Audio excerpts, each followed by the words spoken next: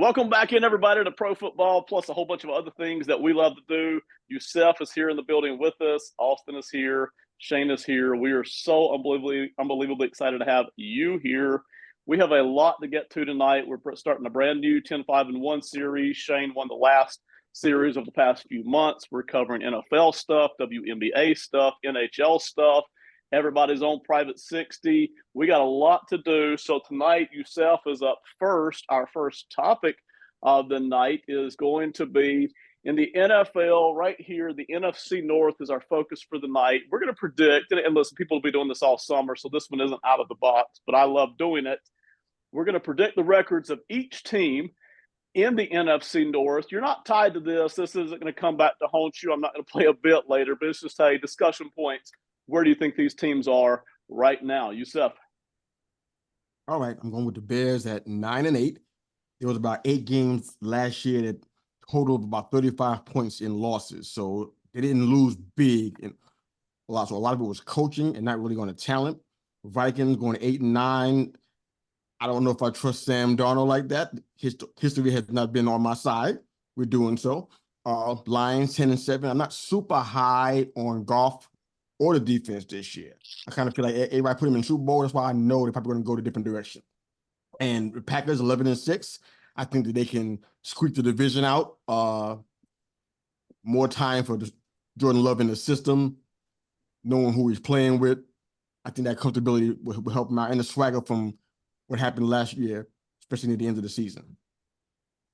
All right. I love it. I already know I'm going to be slightly different, so I'm curious to see where the next two guys are going to go, just so the audience knows these guys are going to be on tons of shows over the next all summer, making all kinds of predictions on NFL stuff. So, man, you know, this is just where we're thinking about these teams right now. Y'all do whatever y'all want to when you get to y'all's official selection process right toward the end of summer. Austin, we appreciate you being back this week. What you got on this? Yeah, I mean, this is the division with my Vikings. I also agree with Yusef. I've got the Vikings with 8 wins, but I also have the Bears with 8 wins, so I've got their record tied. And then I do have the Detroit Lions winning the division. I think they're a wagon. I've got them with 13 wins. They're such a good team. And then I've got the Packers at 10 wins. So that's how I've got it shaken out. All right, very, very similar there between the two of y'all. Shane, where are you sitting? Yeah, so I kind of went with a blend of both of the gentlemen already. I went with the Vikings at 6-11. I think they're going to have a hard go in the beginning. Will they deal with this quarterback decision and where that's going to go? A lot of talent offensively. I think defensively they have a chance, but I think it's going to be a tough go for them. I have the Bears at 9-8. I think they make a move. Defense is getting stronger.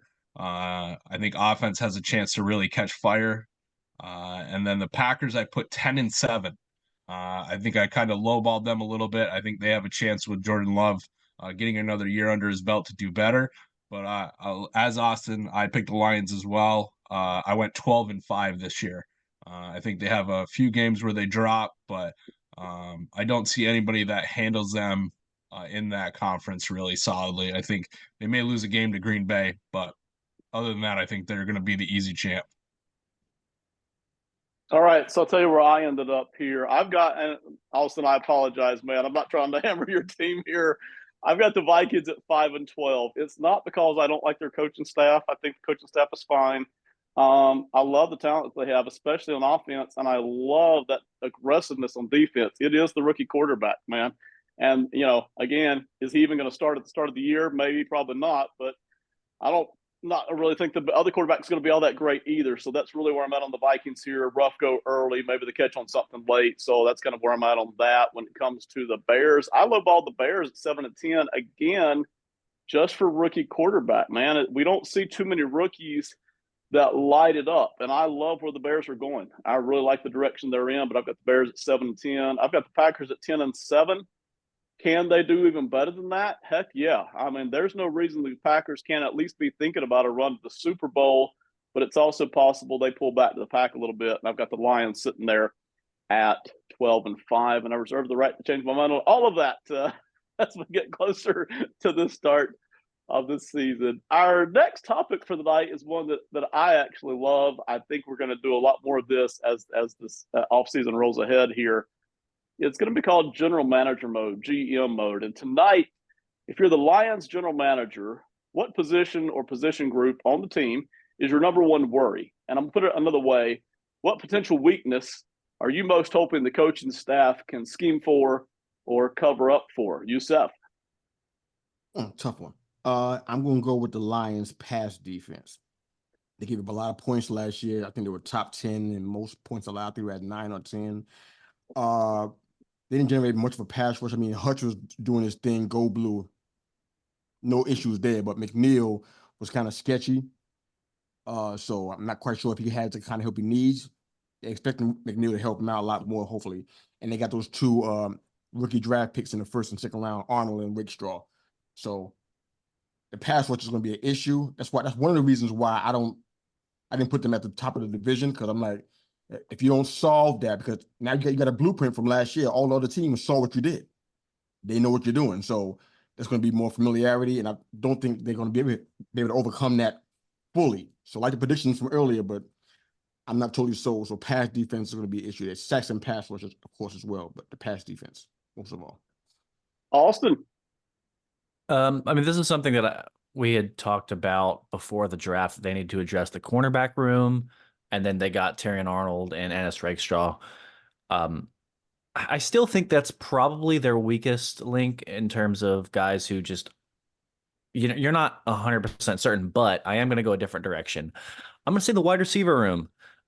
Even though I do absolutely love me some Amon-Ra St. Brown, he's fantastic out of the slot. I was pretty high on Jameson Williams coming out of the draft, but we haven't seen him really do much. He's, dealt with injury and then served a small suspension for gambling. I think he was part of the gambling guys, I think. And then the rest of their receiver rooms are guys who I don't love. Khalif Raymond, Donovan Peoples-Jones are the two kind of next guys up. I do think Sam Laporta is a good tight end, but he can kind of go split out there and play some, in the slot as well. But St. Brown's already there. Their receivers are slightly weaker than I would like. Yeah, so if I had to pick a weakness, it'd be that, even though it's not a bad group. It's just probably the weakest. Austin, I've got a different weakness that I'm going to be talking about on this topic, but I am going to come way back to the wide receivers on our next topic. So I'm going to touch on that again for sure. Shane, where are you at on the GM biggest weakness concerns? I mean, I really agree with both. I kind of sided more with Youssef. I think that the pass defense, and I think a big reason for that weakness is the defensive line, especially edge rush. Other than Hutchinson, they didn't get great pressure, and I think the easiest way to help your DBs is to be able to get that pressure. Now, you're in a draft where you had a chance to move some people around, maybe catch an edge rusher that could have helped you immediately. Well, you worked in, one defensive back as opposed to grabbing two defensive backs in the draft. But I also agree with Austin. I mean, you have a truly talented Amon-Ra St. Brown, and then every other wide receiver in there has at least one question, if not multiple questions, about what their skill set is. Sam Laporta showed up for them last year, like Austin said, but, do you expect that same thing out of him? As Youssef said, the blue plan's out now about what the Detroit Lions are going to try to do. So I think defensively, without pressure, you could have drafted, every defensive back and you're still going to have problems because it's the NFL. You just can't flat out run with wide receivers and give quarterbacks time in this league. Yeah, all good points. I like what all of y'all are putting out there. And just to the audience, so they kind of know, the reason I love this exercise is not so we can beat up on your favorite team. The reason I love it is because it gives us a chance to look at a team objectively, whether we are the GM or we are the coach, or more importantly, whether we're an opposing coordinator. And that really is where you start to learn, hey, what these teams are good and not good at is, hey, where's a weakness that I can pick at or a strength I want to try to avoid. So I went with the secondary. I already put it up here. If the secondary had been better last year, they might have been in the Super Bowl and they may have won the darn thing. All right. I mean, that's just all there is to it. They've tried to address it. They've done a good job of trying to address that secondary, but still, we have seen so many good teams through the years have a weakness that they never were quite able to push over that hilltop. It bothered them no matter how much they tried to address it. Somehow, I don't know how you explain it with karma or universe or, hey, this is just where we tend to be weak as an org. I don't know, but we've seen this so many times with so many teams, and it kept them from actually climbing over the mountain of the Super Bowl. So if I'm the Lions GM, I'm worried about that secondary. I want to see, and again, the pass rush is a huge part of that. Can we amp up the pressure on the quarterback just a little bit? But I want to see this guys in the secondary actually start to play some better defense, especially when I put them up there in zone, starting to lock it down a little bit. So that's my biggest concern on the Lions if I'm the GM. Next up, number 3, attack mode. Today we're attacking the Lions offense. So here we go. We get our choice here between the Bears, Packers, or Vikings. We're not necessarily trying to pick the best defense. That just is not the point today. The point is, if we are a defensive coordinator from the Bears, Packers, or Vikings, we get to play the Lions twice a year, and we look at that Lions offense, what are we going to try to do to shut it down, slow it down, to attack it, to try to keep the points down? Seth, you get first dibs on it, man. Oh, goody. I guess I picked the best of the worst, I guess you could say. But everywhere on their defense, including linebacker to a lesser degree, edge rusher, cornerback, they're pretty solid. Their pass rush, safety is the biggest concern. I kind of feel like they got so much young talent on here, and a young talent that have performed well, not just young talent, just young for being there. They actually performed well last year, and they were a big part of what the Packers were able to do last year. Guys like Lucas Van Ness and Keyshawn Nixon, they've done fantastic. Losing Amos it kind of hurt him a little bit. Savage can have a disappointing year, but for the most part, there's no uncertainty really except at safety. So they're pretty strong across the board. The other teams can't really say that. So I'm picking the Packers to give the Lions a really tough time. All right. I like it. Austin. Yeah, so I'm going Vikings, obviously. If Brian Flores loves to cook up some crazy pressure. He loves to show 0 and then bail out of it sometimes, and then show 0 and then just bring the house sometimes, which is awesome, especially going up against Jared Goff, who I think his biggest weakness as a quarterback, let me start with saying his biggest strength as a quarterback is pre-snap reads. I think he's amazing before the snap, and Dan Campbell really got that offense going where it allows him to get a really good idea of what the defense is going to do pre-snap with a lot of pre-snap motions and alignments and things like that. What he's not as good at is processing post-snap. And I think that is what showing a lot of pressure and then dropping back into it sometimes. And that kind of aggressive front that Brian Flores likes to show. I think that's what that's going to do to Jared Goff, is make him have to make post-snap adjustments and reads. So that's the way I'm attacking that offense of the Lions. No, I like the mindset there. Shane, where are you going with this? So I did pick this before everybody else picked another team, but I am going with the Bears on this one. I think for the same reasons that everyone has already mentioned, I think the Bears have, maybe the weaker defense out of this group, but Eberflus likes to switch things up. I agree with exactly what Austin said. Jared Goff, once it comes time to make the play, that's where you worry. It's not, did he make the right read before the play sets? I think with the way the Bears are going to play their defense, now that they have an offense that's going to score some points, I think that's going to change things up. And I see them bringing more pressure this year than they did last year. All right. I'm going to combine several things that you guys talked about, not only this segment, but the last one. I'm going to pick the Vikings defense here, mainly because of the aggressiveness that I think Austin mentioned with Flores. I really like the aggressiveness that he brings. It's not all aggressive. He knows how to mix it up. He's a really smart guy. I hope to see him catch his next head coaching job over the next year or two. But right now he's coordinator, and I like what he brings to the table there. With the Vikings, I'm going to do my best here to really pick up everything that the Lions are throwing at me. But I'm going to start with Amon-Ra St. Brown. That really is my concern. When I look at the Lions offense, I'm going to start right there, and I'm going to try to do my best to shut down Amon-Ra St. Brown. I don't remember who mentioned it. Maybe a couple of y'all mentioned it, but the Lions wide receivers after Amon-Ra St. Brown really drops off big time.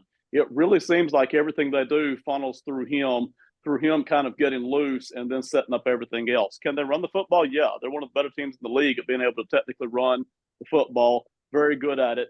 But it really does seem to move off of Amon-Ra St. Brown. We saw that in the 49ers championship game last year, where it was kind of the second half before he got loose, and specifically Amon-Ra St. Brown and then the Lions rolling off of that. So I really like the fact that I can focus on one player and then we'll work everything else off of that. So I like the aggressiveness there. We'll try to mix up golf as much as we can, but I'm going to be rolling in with a slot defender, putting him right on Amon-Ra St. Brown the whole time, no breathing room. And then I'm going to shade my linebacker over and my safety in just a little bit, kind of triangulate a little bit, try to really keep him corralled. That's going to be my hope there for the Detroit Lions. All right, we're done picking on the Lions tonight. We didn't do it just to hammer that team, but I really do like the way that we look at some of this. Time for a new 10-5-1 series. Shane won the last one. As I've already mentioned, we are all going to try to take that championship off of his mantle and move it on to ours. The first pick for tonight is going to be the NBA Finals Game 1, starting Wednesday night, I think it is, or is it Thursday night? I don't even remember. You guys can tell me. Mavericks at Celtics. Youssef, where are you going? All right. Well, to be fair, the Celtics have been dominant. They only lost 2 games. They've been outscoring opponents by almost 11 points. That's without Porzingis in the last 10 games. At the same time, their opponents that have been shorthanded most of the time, and they've never faced anybody as strong as Dallas. They're 36-14 since February, and they never faced anybody like Luka and Kyrie either. I'm going with the Mavs for Game 1. All right, and we are switching one thing up now. So, 10. I'm sorry. I'm going 10. Well, actually, so what we're doing here for this segment, anytime we have a game of the week, this will be our 100 segment. The stakes are getting higher now, so all the guys are starting off with $500, 500 fake dollars for any FBI agents sitting out there. Okay? And you put down 100 on it, okay? So no choices there. We'll have a 10-5 in one of the others, but we'll have 100 on this. So this is the game of the week. This is the big one, the one that you hope you get right. The others will come and go and add to that. Austin. Yeah. I think in this situation, you got to lean with a team who's had a little bit more rest. It's playing at home. I'm going to go Celtics. Not super confident in it. I'll go with a minimum amount here, but yeah, I'm leaning Celtics. All right. I love it. And Shane. I agree with Austin on this one. For all the reasons that Yusuf actually mentioned. The Celtics have a little bit more rest. Porzingis is coming back. I do agree that they've never faced anyone in this playoffs that's Luka and Kyrie, but a home game, Celtics, I think the crowd will be in it, and I think they can at least push them back to start off. But I think this is a series that's going to go 7, I think. All right, so I think I'm close to where y'all are. I've got the Celtics in game 1. It just feels like it's setting up the Celtics to catch that. But on the series, I give the Mavericks every chance to actually maybe run this series. They've got 2 guys that I'm interested to see. I'm not saying the Celtics can't handle them, but I'm interested to see how the Celtics do handle the Mavericks' firepower, because they are lit up right now. They are just, boy, you talk about synergy. Those 2 guys are hooked up right now, and the whole team's playing pretty well. So I guess my only question is, do the Mavericks just get tired at the end of this thing? Because I do think they can score enough points to kind of hang with the Celtics. We'll see if the Celtics get hot from 3-pointers at some time. But give me the Celtics for game 1, and I'm willing to put my 100 on that. Next up, the NHL Finals, game 1. It's finally here. It's going to be starting, I think, Saturday or Sunday. The Oilers will be at the Panthers. Youssef, who are you picking here? I'm still shell-shocked, as you can imagine. Best goalies in the game and losing 2 straight. I don't understand. But only way to validate this pain is to pick the Panthers. So that's what I'm going to do. There you go. Picking the Panthers in game. That's my rationale. All right. That's all I got. I like it. You want to put 10, 5, or 1 on them? I'm going to go 5. All right. 5 on the Panthers. Austin. Yeah. Yeah, Panthers are a lot of fun to watch in these playoffs. I think I'm gonna ride with Yusuf here. I'll go 10. Mm, 10 on the big money. Panthers. Shane, do you feel any differently? I don't. We are 3 for 3. I had futures bets on both the Panthers and the Oilers, so I'm happy this is the final that plays out. But Wow. I think the Panthers sense it. I think they're ready to go. The Oilers, there's a lot of weakness on the defense for them. They managed to get through Dallas, but I think it's going to come back against them. The Panthers should be ready to go, especially in game 1. I think they attack right off the draw.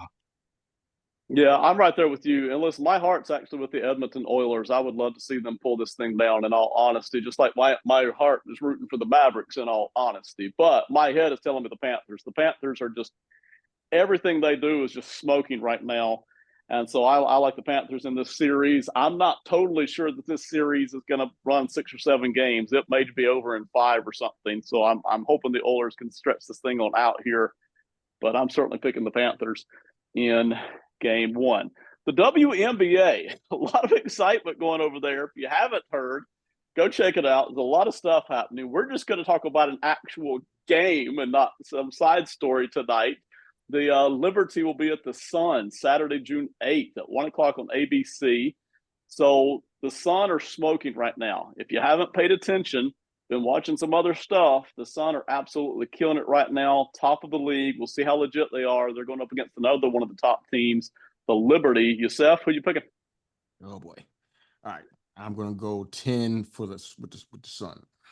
I'm not gonna mess around with this. I think they're undefeated. Last time I checked, wins are like at 4 points or less. They're not winning by a lot.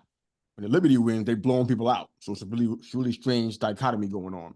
I think they're 7-2 in their last 9 games against the Sun, going back to last year. With all that being said, they're undefeated right now, and I feel like they kept saying I can't make any mistakes. So I'm going with 10. I'm going with the Sun. All right, Austin. Yeah, I'm gonna go with the Sun as well. Playing at home, they're just a super hot team right now. I'll go 5 on it. All right, 5 for the Sun from Austin and Shane. I wish I could make this less boring, but I'm not in it to lose. So I'm picking the Suns for 10.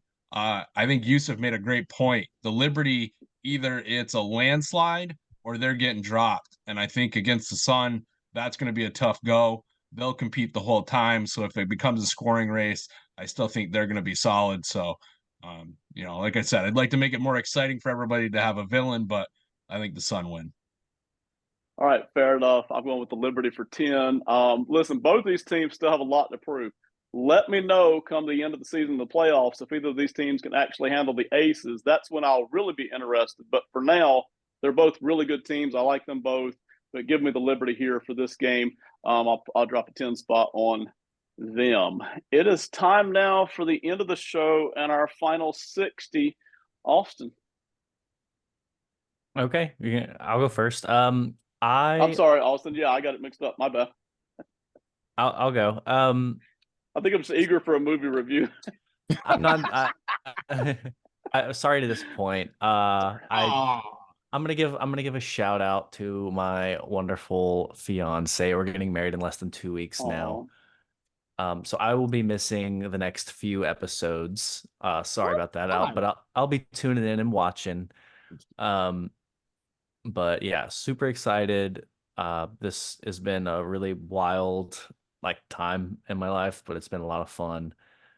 And yeah, just shout out Madison for being so awesome and doing 99% of the wedding planning. Yeah, see, so my wife, and congratulations, by the way, I'm very excited for you. My wife did not want me doing the wedding planning. She wanted me there for everything wedding oriented, but she didn't want me doing any of the planning. She already knew what she wanted to set up. So I made a lot of flowers for our wedding. I'll put it that way, sitting on the couch. Yourself, I'm sorry I skipped you, man. What you got? Okay, man. Yeah, I'm going to talk about the WNBA for the most time ever in my life, and I ain't going to apologize for it. It's been poorly advertised. You don't know when the season even starts. It's been more covered more extensively than ever before since 1996 when they started, 1997. But I remember Lisa Leslie and Nancy Lieberman and Rebecca Lobo. I remember Swin Cash and Sue Bird and Delisha Milton. I remember all these people. So the WNBA is not strange to me, but at the same time, it seems like it's getting more coverage than ever before. And you got to ask yourself, okay, why are there more eyes on the product now than before? And why most of the questions coming from the reporters directed to one person? Those are challenges there. So ratings are at an all-time high. That part is true. It's probably higher than it's ever been in history. But to have one player seen as the savior erases decades of good basketball players that deserve recognition. So there's a lot of problems going on. I mean, they've been around since 1996. So it's not a new phenomenon, but at the same time, there's a lot of dynamics here that we probably can't get into now. We don't have no time for that. But Michael Jordan went through the same thing that Caden Clark is going through. He was a skinny rookie, and they beat him up real good. Nobody talks about that kind of stuff, but it's really like, people want to cite race. I don't know if race is an issue or even a top 5 issue. There's a lot going on, but you got people who have put their heart and soul into a league that people weren't really watching or paying attention to. Of course, they're going to be a little bit mad about, feeling kind of marginalized, if you will. But on Clark's behalf, I mean, she's an outstanding player. I mean, her all-time scores in Iowa were higher than the entire the entire NBA for years on average, 31 points. That's more than most scoring leaders had in decades. So it's a big deal. But the league is better when she's in it, and she's better for playing in this league. She's going to learn a lot. She's learning right now. So. I like it. Youssef, you and I need to do a whole separate podcast episode, YouTube episode on the WNBA. Just me and you talking, chatting it up, because you're right. There's so much to unpackage there. Some of it negative and some of it fun, but there's just a lot there. So, let me know. I'm Shane, down. what's your final 60? So for my final 60, in honor of Austin not having a movie review, last week I mentioned If as well. But yesterday, just cruising through, had some time to, block out to have a little bit of quiet. I popped on the Boondock Saints. Now, it's kind of become popular again for people who saw it when it first came out, early 2099, but just a different movie, from a writer who had never written a movie before or directed or really had anything to do with the movie industry. Sean Patrick Flatley, Norman Reedus, some actors that didn't have a ton of things behind them. And my favorite personally in the whole movie is Billy Connolly, excellent Scottish comedian, and he does a great job in this, just looking tough. So if you have some time and you don't have kids around you, because it is not rated PG, take the time. Boondock Saints. I haven't seen it. I actually do want to see it, but when you say Scottish comedian who looks tough, you have my full undivided attention. Billy Connolly looks like exactly what he was picked for this role. He's normally hilarious, but he looks tough as El Duce in this one. So, all right, go check it out, everybody. I've never done this before. For my final 60, I'm gonna let y'all vote on what y'all want to hear. Y'all can either hear some more about Caitlin Clark, but if you've heard too much about that, you can hear some of my a book review, my first ever book review on here. So, which one, Austin? I like a book review. Book review, Shane? I'll go book review. All right, and just for the heck of it, Youssef? Sure. Dissenting opinion. All right, so here it is. I read a lot of books. Most of them are not brand new. I read them anywhere from, say, 2 years old to 60 years old, literally. Tonight is one y'all may or may not have heard of. It's called Blood in the Garden. All right, and this is written by Chris Herring. Some of you saw the Knicks in the 1990s, and some of you didn't. But let me tell you, they are a team worth writing a book about. I mean, seriously, the cast of characters that they were, starting with Patrick Ewing and going through Pat Riley, and then Anthony Mason and Charles Oakley and John Starks. I mean, it just never stops, with Spike Lee over on the sideline and Reggie Miller making choke signs.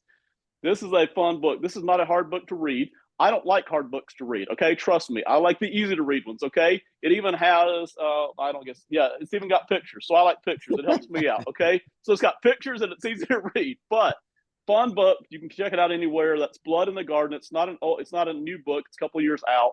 But check it out. The Knicks, you talk about literally blood left on the floor, not just in the games, but in the practices. This was a brutal, brutal team, just as rough as the Detroit Pistons of the late 80s, and similar to some of the rough teams that we were seeing back in the 1970s. So this is a team that was very much worth writing a book about, and this was a fun book to check out. So by all means, I won't add anything else so I don't spoil the book, but a fun book right there.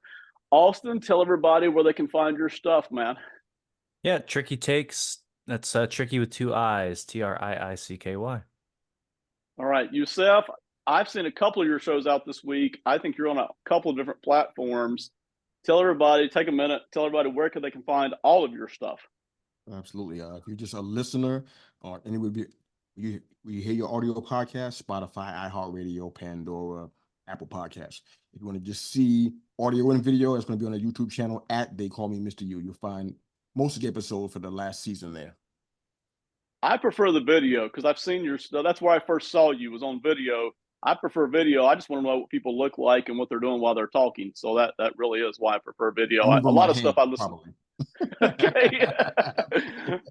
A lot of stuff I listen to while I'm at work. I actually get, thankfully, a lot of podcast time while I'm working. So I listen to a bunch of you, all of you. I listen to Austin's MLB stuff. I really enjoy that. So everybody check it all out. Anything else before we shut down for the night? What about Shane? This is the only place you're going to catch me, Yusuf. What? Yes. It's exclusive, man. No podcasts, no nothing else. This is my first foray back into the sports world. So it's time. Shane, do you want to share anything else about yourself with the audience then? Because I know some things about you, but you don't usually share them on the show. Yeah. I mean, first, we'll go the marriage way. So Austin, great decision. Let your wife make all those decisions. Same for you, Ben. I did an awful lot of paper flowers, and I learned how to tie a real bow tie.